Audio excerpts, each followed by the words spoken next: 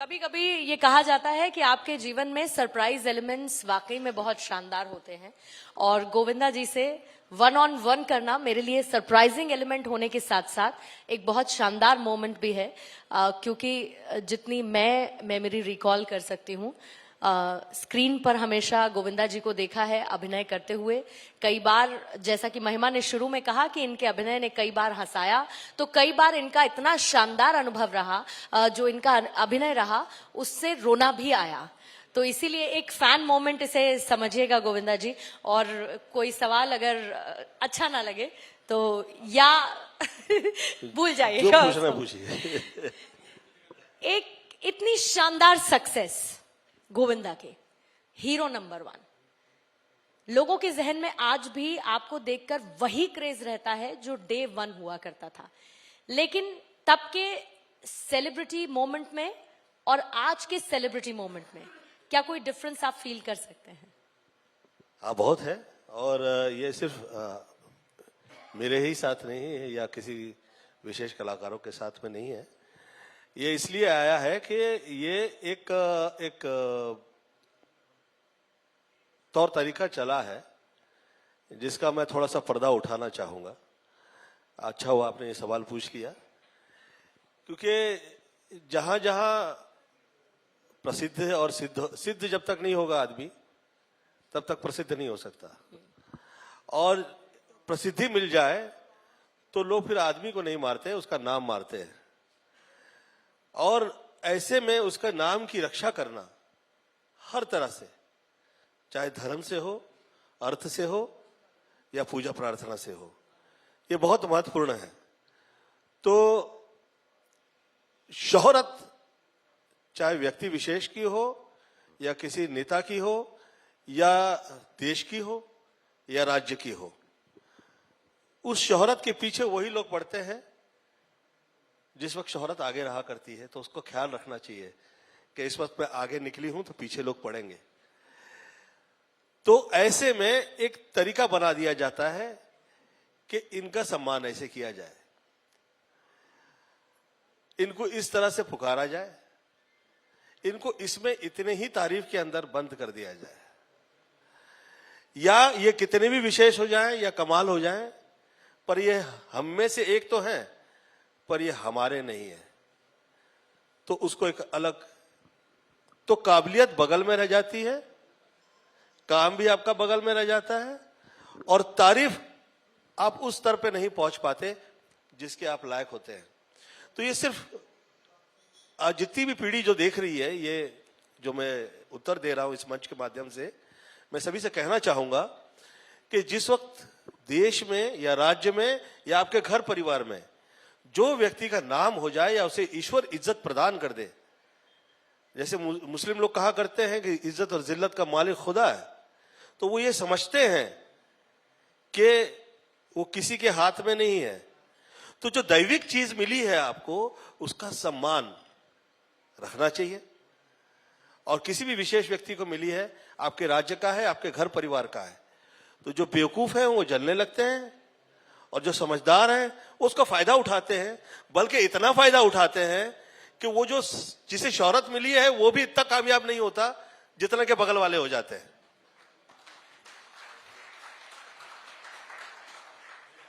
क्योंकि यज्ञ करने वाले जो हैं कभी कभी उस हद में जाकर पुण्य की प्राप्ति नहीं कर पाते जितना वहां सेवा कर रहे होते हैं वो कर लेते हैं, जितना के वहां साथ में जुड़े हुए होते हैं वो कर देते हैं। तो जीवन यज्ञ के समान ही होता है। उसका मुख जो है वो आपके किए हुए पुण्य है और शोहरत जो है उससे मिला हुआ पुण्य है। आपने आपसे थोड़ी देर पहले जब सवाल पूछा तो आपने फिल्म इंडस्ट्री के रेलेवेंट कुछ सवाल उठाया। आपने पिछले कुछ वक्त में हमने देखा कि साउथ इंडस्ट्री किस तरीके से ओवरटेक कर रही है, आप चाहे बिजनेस के लिहाज से करिए। उससे पहले मैं पैंडेमिक पीरियड की बात करूंगी क्योंकि कोविड पीरियड में फिल्म इंडस्ट्री बिजनेस बहुत जबरदस्त तरीके से हिट हुई। क्या आपको लगता है कि पोस्ट पैंडेमिक फिल्म इंडस्ट्री उभर आई है या ये सिर्फ 1-2 फिल्मों तक ही सीमित रह गया है या इसमें ज्यादा टेक साउथ इंडस्ट्री का चला गया? देखिए, जो जड़ से जुड़ा रहेगा वो हरा रहेगा। ये पहाड़ों पे जा जा के लोग पानी नहीं देते पेड़ों में, परंतु ये जड़ से जुड़े हुए लोग हैं। ये जड़ से जुड़े हुए पेड़ जो जो जहां जहां है, उसका कहां माली दिखाई दे रहा है कहीं? एक ही है कि जड़ से जुड़ा हुआ है। साउथ जड़ से जुड़ा हुआ है। आज भी आप उनकी फिल्में देखिए, मंत्र उच्चारण के साथ शुरू होती हैं। अभी भी वहां युद्ध हो जाता है तो पीछे मंत्र शुरू हो जाते हैं। अगर आप सिनेमा देखेंगे तो देख के आपको पुरुषार्थ जो है उसके लिए प्रेरणा मिल जाती है कि एक आदमी जिसे हम हीरो कहा करते हैं, जिसे हम वो प्रेजेंट कर रहे हैं एज ए हीरो, तो उसमें वो दिखाया करते हैं कि उसकी धर्म में आस्था है, उसमें शक्ति जो है वो ऐसे ही नहीं आ गई है हवा में उड़ के, और वो कर सकता है तो करने की वजह भी दिखाते हैं, और उसके अंदर जो उसकी जो हीरोइज्म उसके दिल में है वो कैसे निकल के बाहर आता है, वो आज भी साउथ के सिनेमा में दिखाई देता है। और जो हिंदी चित्रपट है उसमें इतने ज्यादा हस्तक्षेप है और इतना ज्यादा उसके अंदर कभी कभी ऐसा दिखा दिया जाता है कि अरे ऐसा, अच्छा अच्छा ऐसा ऐसा, हाँ तो ऐसा हुआ होगा, तो उसमें लेग पुलिंग होती है। हमें लगता है कि वो व्यक्ति की लेग पुलिंग हो रही है, नहीं, वो पूरे समाज की लेग पुलिंग होने लगती है। नहीं, वो पूरे के पूरे धर्म के साथ में जितने लेग पुलिंग होने लगती है, वो थोड़ा ध्यान से देखना बड़ा जरूरी है, मेरा ऐसा सोचना है। अदरवाइज तो शुक्र की व्यवस्था है, उसमें वो अच्छा बुरा सही गलत सब दिखाने वाले हैं। जो आपके लिए चाहिए, जो आपके लिए अच्छा है आप लीजिए, जो आपके नहीं अच्छा है नहीं लीजिए। लेकिन गोविंदा जी, पहले बॉक्स ऑफिस नंबर्स क्या इतने मायने रखते थे? मतलब आप जब लीड हीरो के तौर पर फिल्मों में काम करते थे, क्योंकि हम आज की जनरेशन ये देखती है कि कौन सी फिल्म ने बॉक्स ऑफिस पर कितना पैसा कमाया, एडवांस बुकिंग में कितना पैसा फिल्म ने कमा लिया, ओवरसीज उसने कितना बिजनेस कर लिया। लेकिन तब क्या ऐसा होता था कि बॉक्स ऑफिस नंबर्स 100 करोड़ का क्लब, 400 करोड़ का क्लब, 500 करोड़ का क्लब, इसको लेकर उतना क्रेज रहता था? प्रमोशंस क्या इतने ज्यादा होते थे जितने आज हम होते हुए देखते हैं फिल्मों के? ये 2009-10 से शुरू हुआ है। 2009-10 में अगर आप देखें 7 तक तो प्रॉब्लम नहीं आई, 2007 तक प्रॉब्लम नहीं आई। 2007 के बाद में ये इस तरह का एक दौर शुरू हो गया। मैंने अपने किसी मित्र से वार्तालाप की कि भाई दक्षिण ले आओ, नहीं तो फिर ये जितने बड़े बड़े स्टार्स हैं ये चड्डी पहन पहन के घूमते हुए मार्केट में दिखाई देंगे, वो रिस्पेक्ट नहीं रहेगी, वो इज्जत नहीं रहेगी। पूरे विश्व के अंदर, पूरे विश्व में ये भारत देश ही ऐसा है जहां पे 9 ग्रह जो है आप विराजमान है। वरना अगर देखिए तो सबकी अगर एक लुक है, वर्ल्ड में जाइए तो अलग अलग डिफरेंट टाइप के लोग, जाति वर्ग देश काल परिस्थिति के हिसाब से जो होता है वो आपको सिर्फ यही देखने मिलता है, ऐसा और कहीं नहीं दिखता। तो उसका संभाले रखना ये बहुत आवश्यक है और हर तरह से संभाले रखना बहुत जरूरी है। कि अगर मैं कहूं कि 9 के 9 ग्रह जो अगर कहीं पे विराजमान है, अगर तो हम लोग के अपने देश में ही, हमारे देश में है, तो मेरा ऐसा सोचना है कि वो हम पे कृपा हुई है और इसी के उजाले के अंदर पूरी दुनिया आज उसका मजा ले रही है, समझ रही है कि हो क्या रहा है और आने वाले कल के अंदर हम क्या देखने वाले हैं।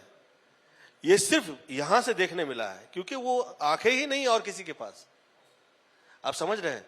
चित्रपट के माध्यम से उससे जुड़े हुए गाने चलते थे, उससे जुड़े हुए चलते थे, चित्रपट के माध्यम से उससे जुड़ी हुई कहानियां आती थी। तो उसमें एक व्यक्ति विशेष जो है उसको संभाले रखने की एक शक्ति रखता था, परंतु वो एक से निकल के 2007 के बाद में उसका उद्योगीकरण हो गया। उद्योगीकरण गलत नहीं है, बहुत अच्छा है। आज जिस तरह के पैसों के आंकड़े हम लोग सुनते हैं हमको बहुत दुख होता है, साला इतना पैसा हम कमाए नहीं तो कष्ट होता है। परंतु ऐसा लगता है कि यार वो गाने कहां चले गए, वो जो फिल्मों की कहानियां आती थी जो छू जाती थी वो कहां गई। और रेलिवेंस जो नजर आता था फिल्मों का रियल लाइफ के साथ में वो कहा गया, अलग ही कुछ दिखाने लग गए थे कि ये भैया ये ऐसा हो सकता है या ऐसा कर दो। तो ऐसा लगता है कि यार ये वो सुर में नहीं है। मतलब आप ये कहना चाह रहे हैं कि आज की मूवीज की ना आपको स्टोरी बहुत अच्छी लगती है ना आपको गाने बहुत अच्छे लगते हैं? नहीं, ऐसा नहीं है, नहीं होते या ऐसा नहीं मैं कहूंगा कि मैं डिस्कार्ड नहीं करूंगा। किसी भी आर्ट एंड कल्चर का किसी का भी किया हुआ पेशकश है, मैं कभी नहीं कहूंगा कि ये पूर्णतः गलत है, कभी नहीं, क्योंकि मैं आर्टिस्ट हूँ और मैं एक आर्टिस्ट दूसरे आर्टिस्ट का सम्मान करना चाहिए।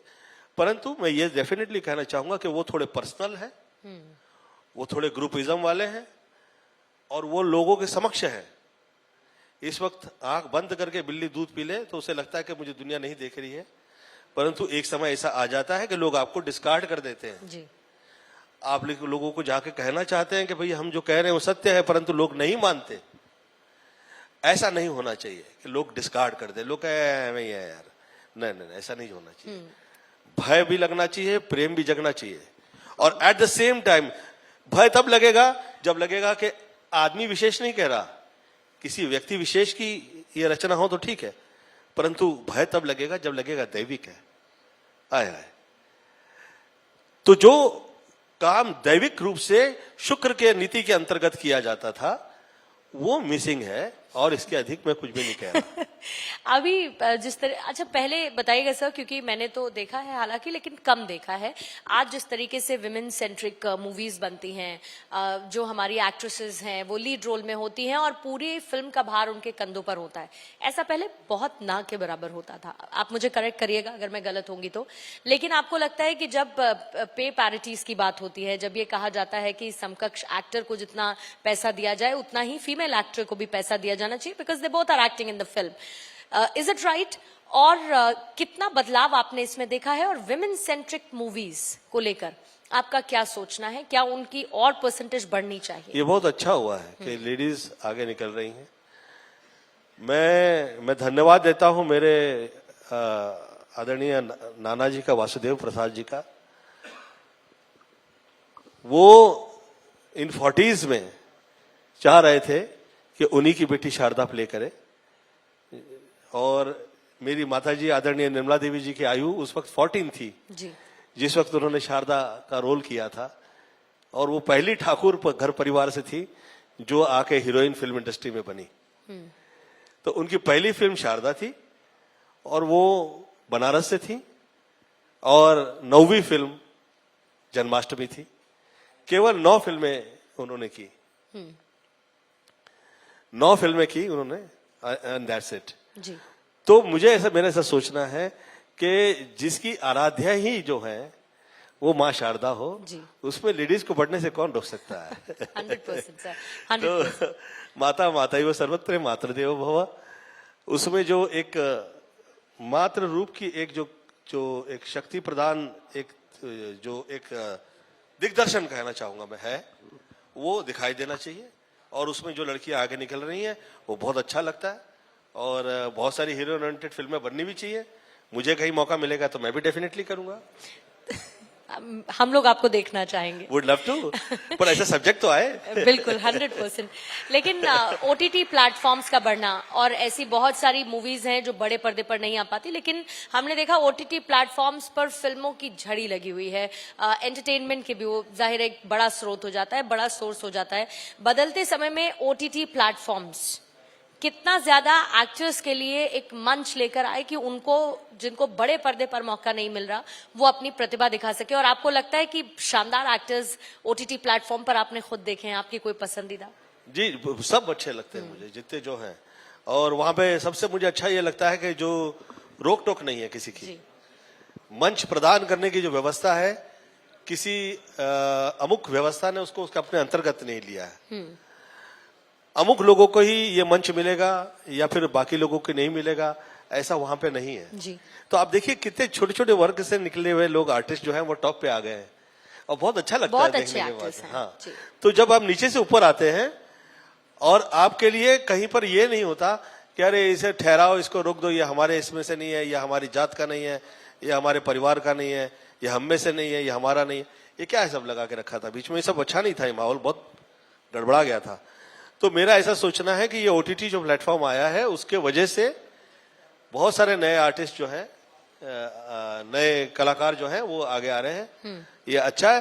प्लेटफॉर्म कहीं भी किसी भी रूप में मुझे लगता है, चाहे ड्रामे का हो चाहे ओटीटी का हो, जो हो वो अच्छा ही है। उसका सदुपयोग कैसे किया जाए और उसका राइट यूज कैसा किया जाए, इज द गेम। और आपको लगता है कि वो हो पा रहा है ओटीटी प्लेटफॉर्म्स के माध्यम से? डेफिनेटली हुआ है। और मेरा ऐसा सोचना है कि ये जैसे 2014 लगा है, आप देखिए 2014 के अगल बगल में ही ये आया है, और 10-12 में तो ऐसा हो गया था कि फिल्में ही नहीं रिलीज हो रही थी, वेट करना पड़ता था।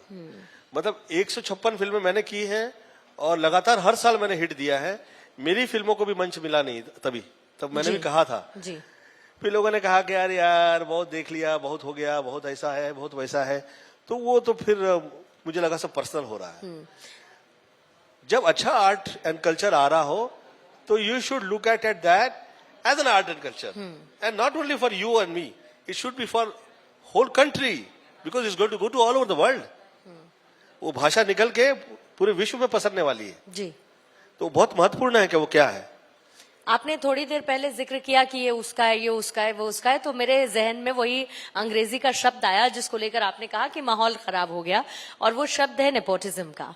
आपको लगता है कि इंडस्ट्री में नेपोटिज्म है सर? ये बहुत लेम सवाल है, मुमकिन है कि सबसे पूछा गया हो, है नहीं, लेकिन वो हुआ ही करता है, पहले भी रहा होगा, ऐसा नहीं कि पहले नहीं रहा होगा। हाँ। है, हुआ करता है और आगे भी रहने वाला है। तो परंतु इस शब्द की जनक, हाँ, इस शब्द की जनक कंगना रनौत जो ये शब्द बाहर लेकर आई, जिसके बाद इसको लेकर चर्चा शुरू हुई, तो आप उनको क्रेडिट तो देंगे कम से कम? डेफिनेटली दूंगा कि इस बारे में किसी ने तो बात की। मैंने भी कही, उसने तो she was the second one two से this ji.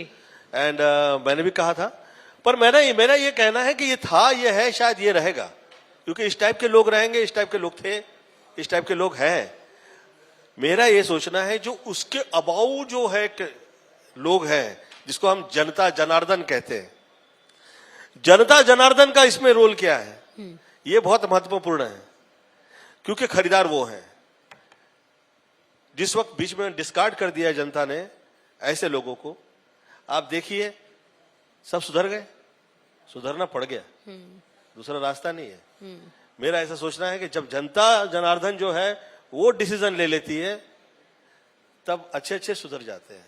And what you have to say about this pap culture, celebrity kids? बच्चे, छोटे बच्चे मतलब पैदा ही होते हैं कि उसके बाद उनकी एक फोटो मिल जाए, एक कोई देख ले, फिर जो सेलिब्रिटी पेरेंट्स हैं वो अपने बच्चों के चेहरे छुपाते हुए घूमते हैं। What about this culture? ये क्यों है? क्या पैप कल्चर ज्यादा बढ़ गया है, या इसको लेकर सेलिब्रिटीज रिफ्रेन ज्यादा करने लगे हैं? क्योंकि पहले भी होता था ये तो। नहीं, every power is a power, you can not take the negative decision. जैसे टेलीविजन आया था तो लोग कहते थे इडियट बॉक्स है, फिर टेलीविजन से कब टॉप के लोग आर्टिस्ट निकले, फिर आज टेलीविजन के माध्यम से कितने ज्यादा टॉप मोस्ट एक्टर्स जो हो जाते हैं या बनते हैं, ये दो आपको नहीं दिखाई देंगे। तो television is become so huge now days. तो ये पावर है, ये सोशल मीडिया जो है ये पावर है, इसका आप राइट यूज करें। बच्चों के लिए राइट यूज हो ही रहा है। अब जिस वक्त कोविड आया था तो सब बच्चे पढ़ाई उसी पे कर रहे थे, तो they have use it rightly. तो every power is a power, if you are using it in to right way, it is good, it is good. हाँ, यही है कि लोग ज्यादा देख देख के बीमार ना हो जाए। बच्चे जब अधीन हो जाते हैं ये सब चीजों के, तो फिर वो लोगों को टफ होता है समझाना, क्योंकि वो बाल वृत्ति होती, वो थोड़ा जिद करते हैं। फिर माएँ संभाल सकती हैं ऐसे में और तो बहुत टफ हुआ करता है। ये तो हम सब जानते हैं कि आपके अंदर वो जो एक्टर है वो हमेशा बरकरार रहेगा, लेकिन वो जो एक पॉलिटिशियन बाहर निकलने की कोशिश कर रहा था, उस पॉलिटिशियन को किसने रोका? कभी कोशिश नहीं किया, मैं कभी कोशिश नहीं किया। मुझे जिद करके बनाया गया और वो मुझ पे आदेश आया, और आदेश ऐसी ऐसी जगहों से आया कि जिसमें मैं रिफ्यूज नहीं कर पाया उन्हें। और सब कह रहे थे 14वीं लोकसभा है, गोविंद तुम कर लो और ये समझ लो और देख लो। और ये मुझ पे बहुत ही कृपा रही कि मैं पॉलिटिक्स में गया और मैंने मेरी आंख से देखा कि कैसे हुआ करता है, क्या हुआ करता है। लोगों उसके बारे में अपना क्या दिग्भ्रमित होते हैं या भ्रमित होते हैं मुझे नहीं पता, परंतु मुझे तो ये समझ में आया कि जिसे हम लोग सोचते हैं कि इन्हें कुछ भी समझ में नहीं आता, वो सबसे ज्यादा समझदार है, और वो जनता है। सब समझते हैं, अच्छा खासा सब समझते हैं, एक एक शब्द से निकलता हुआ अर्थ समझ में आता है। बहुत पढ़े लिखे हैं, परंतु देश काल परिस्थिति के हिसाब से जिसका जब जैसे चल रहा है वैसे नाम और इज्जत चला करती है, वही मैंने देखा है। तो देश काल परिस्थिति के हिसाब से गोविंदा का इंक्लिनेशन ज्यादा कहाँ है, देश काल परिस्थिति के हिसाब से? मैं, आप चाह रही हैं कि मैं अपने भविष्य के लिए मैं अपने कहूँ हाँ, तो मैं कह सकता हूं कि बहुत साल पहले मैंने अपने मित्र से मुलाकात की और मैंने कहा कि तुम दक्षिण जो है वो उसे ले आओ फिल्मों में, ये फिल्मों के लिए अच्छा रहेगा। और जब से दक्षिण आ गया वहां से फिल्में बनी भी और टिकी और चल पाई, क्योंकि दक्षिण था। और मैं तब कह रहा था, तब मैं ये कह रहा था कि यार मेरा अगला जो है 10-12 वर्ष फिल्मों के लिए अच्छा नहीं है और मैं पर्दे पे दिखाई नहीं देता। तो कहा ऐसा क्यों कह रहे हो चची भैया? मैं कहा ऐसा लग रहा है, ऐसा मेरा अपना सोच है, मेरी फीलिंग है। वैसे ही जिस वक्त मैंने वैसे सोचा था, अब मैं 59 का होके मेरे 60 लगने वाला हूं अभी। अब मुझे ऐसा लग रहा है कि मैं आप पुनः कहिए मत, लोग कहेंगे आप लगते नहीं। अब मुझे अब लग रहा है कि मैं फिर पुनः फिल्मों में आऊंगा Wonderful. और मैं उतनी ही तेजी के साथ आऊंगा जितना पहले आप लोगों ने देखा था। तो वो जो आपका इश्क लड़ाई वाला जो स्टेप है, और ऐसे बहुत अब वो सारे पता हुक नहीं कि मुझे स्टेप इश्क लड़ाने आपके, का मौका मिलेगा कि नहीं। हीरोइन भी तैयार होनी चाहिए। अब आप कहेंगे तो मैं अंदर की कहानी आपसे पूछने लगूंगी। I would love to. देखिए अच्छे आदमी को और पंजाबी आदमी को इश्क लड़ाने का मौका मिल जाए तो ये कभी चांस गवाता नहीं है वो। तो फिल्मों में आप वापसी की प्लानिंग में हैं, लेकिन डेफिनेटली मैं आऊंगा और मैं ले रहा हूँ फिल्म में फिर, अभी सब्जेक्ट सुन रहा हूँ अभी। मेरा ऐसा सोचना है कि मुझे जब भी मिला है काम ऐसे कभी इजी नहीं मिला, बहुत हार्ड वर्क किया है तब काम मिला है। तो हो सकता है कि फिर से वो उसी तरह से मुझे पहले तरह हार्ड वर्क करना पड़े और फिर वो गोविंदा पुनः आप देखें जो आप देखा करती थी। And what about politics? हाँ, व्हाट अबाउट पॉलिटिक्स? पॉलिटिक्स में आप जाइए या पॉलिटिक्स में आप नहीं जाइए, पॉलिटिक्स आपके साथ रहा करता है, आप में तो होता आप ये है, कहना चाह रहे हैं आपके कि एतराफ में होता है, आप उससे कभी चूक नहीं आप सकते। ये कहना चाह रहे हैं कि फिल्म इंडस्ट्री में आपके साथ पॉलिटिक्स हुई है? नहीं, मेरे साथ लकीली नहीं हुई, मुझे ऐसा लग रहा था कि मेरे Lovely. साथ पॉलिटिक्स हुई है। नहीं, कतई नहीं, मैं कभी नहीं कहूंगा। हाँ, रोक टोक तो राजकीय वर्ग से लग सकती है। इसमें पहले किशोर कुमार जी का मैंने सुना था कि उनके साथ हुई थी और उनके पर लगी थी रोक टोक, और काफी साल के लिए। देखिए, सत्य, मराठी में कहावत है कि सत्य पुढे शहाणपण चालत नहीं, कि सत्ता के आगे किसी की चालाकी नहीं चलती है। ये सच है और हो सकता है, परंतु मेरा उसमें विश्वास इतना ज्यादा नहीं है। मुझ पे, मैं जो गोविंद से गोविंदा हुआ वो दैविक कृपाओं से हुआ और किसी बहुत ही दैविक व्यक्ति की ये पूर्व रचना थी कि गोविंदा कई साल दिखाई नहीं देगा, और मैं उसे पढ़ पाया, देख पाया। पहले मैंने दूर से देखा था, फिर मैंने बहुत करीब जाके देख लिया। तो इसीलिए आप देखिए, किसी विशेष व्यक्ति पे मैं कभी लांछन लगाऊं ऐसा कभी नहीं हुआ। मैं किसी का नाम लूं या किसी को कहूं कि ये ऐसा है, दगाबाज है या गलत है या बुरा है, मैं शायद ही ऐसे किसी के लिए कहा करता हूं। मुझे ये कहते हैं भाग्यम फलति सर्वत्र न च विद्या न च बाहुबल, ना विद्या चलती है न किसी का बाहुबल चलता है। जिस वक्त भाग्य जो है वो कृपा करता है और देवियों की कृपा हो जाती है, उस वक्त गोविंद से गोविंदा बनने से रोक नहीं सकते। Absolutely sir, absolutely. Last question मेरा आपसे, क्योंकि यहाँ पर बहुत यूथ है, यूथ को लेकर आपका मैसेज क्या है? बहुत सारे ऐसे लोग हैं जिनको लगता है कि हम मॉडलिंग में आए तो हम टीवी पर आएंगे, हम फिल्मों में चले जाएंगे, या जरा सी सक्सेस, आजकल यूट्यूबर्स आप देखते हैं, ऐसे बहुत सारे OTT प्लेटफॉर्म पर या फिर अदरवाइज ऐसे टैलेंट हंट्स हैं जैसे बिग बॉस है या फिर इस तरीके के शोज हैं, वहां से निकले हुए लोग फिल्म इंडस्ट्री में भी अपने जगह बनाते हैं, भले ही छोटे रोल्स के साथ शुरुआत करें। उनकी एस्पिरेशंस और चैलेंजेस को लेकर यूथ को आप क्या कहना चाहेंगे? और अगर पीछे बैठे युवाओं के पास कोई सवाल है तो वो अपना सवाल इसके बाद पूछ सकते हैं। सर, मैं यूथ से वही कहना चाहूंगा जो बहुत साल पहले मैंने फिल्मों में, फिल्म लाइन के लोगों से कहा कि भैया, दक्षिण जो है, अगर आप धर्म के विषय में भी आप कहना चाहेंगे तो बहुत बड़ा योगदान है, और पूर्व का तो यह है जहां हम लोग बैठे हुए हैं यहाँ पे, वो लोग का तो योगदान है, परंतु यहाँ देवी देवता ही यहीं से निकले हैं। तो हम लोग पे तो इतनी ज्यादा कृपा है कि हम लोग जहां से हैं देवी देवता वहां से निकले हैं। आज भी जितने जो लोग वर्ल्ड में जो पूजा प्रार्थनाएं हो रही है वो पूरी पूर्व से ही निकला है जो है, तो वो तो कृपा है। परंतु ये समझें कि जो जहां जहां जैसे जैसे है वो दैविक कृपाओं की वजह से है।